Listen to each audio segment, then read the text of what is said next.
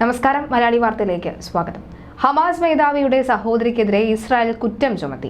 October 7-ന് ഏകദേശം 1200 ഇസ്രായേലികൾ കൊല്ലപ്പെടുകയും തെക്കൻ ഇസ്രായേലിൽ കൂട്ട അതിക്രമങ്ങൾ നടത്തുകയും ചെയ്ത ഹമാസിന്റെ പ്രവർത്തനങ്ങളെ പ്രശംസിച്ചും പ്രോത്സാഹിപ്പിച്ചും പിന്തുണച്ചും ഹനിയ ഉൾപ്പെടെയുള്ള തന്റെ ഡസൻ കണക്കിന് ഈ കോൺട്രാക്റ്റുകൾക്ക് 2 വാട്സപ്പ് സന്ദേശങ്ങൾ അയച്ചുവെന്ന് ഹനിയയ്ക്കെതിരെ ആരോപിക്കപ്പെട്ടിരുന്നു.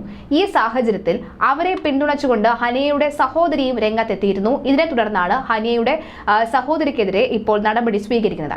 ഇസ്രായേൽ വ്യോമാക്രമണം ഗസയിൽ ഹമാസ് നേതാവിന്റെ കുടുംബത്തെ കൊല്ലപ്പെടുത്തുകയും സംഘർഷം ഉയർത്തുന്നതിനുള്ള ഇസ്രായേൽ വ്യോമാക്രമണം ഗസയിൽ ഹമാസ് നേതാവിന്റെ കുടുംബത്തെ പൂർണ്ണമായി നശിപ്പിക്കുകയും ചെയ്തിരുന്നു. ഒക്ടോബർ 9, ഒക്ടോബർ 10 തീയതികളിൽ വാട്സാപ്പ് ഗ്രൂപ്പുകളിലേക്ക് 3 സന്ദേശങ്ങളാണ് ഇവർ അയച്ചത്. ശത്രുക്കളെ നശിപ്പിക്കാൻ സഹായിക്കുന്ന ഒരു പ്രാർത്ഥന കടന്നു പോകാൻ അംഗങ്ങളോട് ആവശ്യപ്പെട്ടിരുന്നു. ടൈംസ് ഓഫ് ഇസ്രായേലാണ് ഇത് റിപ്പോർട്ട് ചെയ്തത്. അവരെ എണ്ണി കൊല്ലുക, അവരിൽ ആരെയും ഉപേക്ഷിക്കരുത് എന്ന് ദൈവത്തോട് അഭ്യർത്ഥിക്കുന്ന ഒരു പ്രാർത്ഥനയും സന്ദേശങ്ങളുമാണ് ഈ വാട്സാപ്പ് സന്ദേശത്തിൽ അവർ നൽകിയത്. ഹനിയയ്ക്കെതിരെ 3 തീവ്രവാദ പ്രേരണ കുറ്റങ്ങളാണ് ചുമത്തിയിരിക്കുന്നത്.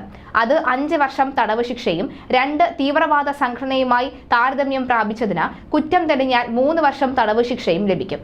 ഹനിയയ്ക്കെതിരായ നിയമ നടപടികൾ അവസാനിക്കുന്നതുവരെ തടങ്കലിൽ വയ്ക്കാൻ സ്റ്റേറ്റ് അറ്റോർണി ഓഫീസർ കോടതിയോട് അഭ്യർത്ഥിച്ചു.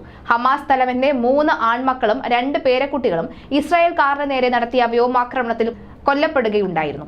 ഹമാസിന്റെ രാഷ്ട്രീയ നേതാവായ ഹനിയെ ഖത്തറിലെ ദോഹയിൽ പ്രവാസ ജീവിതം നയിക്കുകയാണ് നിലവിൽ. അദ്ദേഹത്തിന്റെ 3 സഹോദരിമാർ ടെൽ ഷെവയിൽ ആണ് താമസിക്കുന്നത്. അവർ അറബ് ഇസ്രായേലികളെ വിവാഹം കഴിക്കുകയും ചെയ്തു.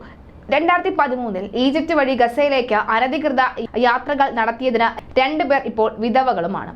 ടൈംസ് ഓഫ് ഇസ്രായേൽ റിപ്പോർട്ട് ചെയ്തതുപോലെ 2015-ൽ സന്ദർശനത്തിന് ഇരുവർക്കും 8 മാസത്തെ സസ്പെൻഷൻ ശിക്ഷയും ലഭിച്ചു. ആ വർഷം അവസാനം ഗസയിൽ തന്നെ മകന്റെ വിവാഹത്തിൽ പങ്കെടുക്കാൻ സഹോദരിമാരെ അനുവദിക്കണമെന്ന ഹനിയയുടെ അഭ്യർത്ഥന ഇസ്രായേൽ നിരസിച്ചു. 3 സഹോദരിമാർക്കും ഇസ്രായേലി പൗരത്വമുണ്ട്.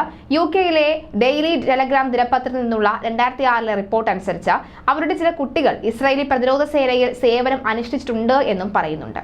ഏർലി ഡോൺ എന്ന് വിളിക്കപ്പെട്ട ഷിൻ ബെറ്റുമായി ചേർന്ന് നടത്തിയ സംയുക്ത റെയ്ഡിനിടെ ഏപ്രിൽ 1-നാണ് സബാഹ് അൽ സലൈം ഹനിയയെ അറസ്റ്റ് ചെയ്യുന്നത്.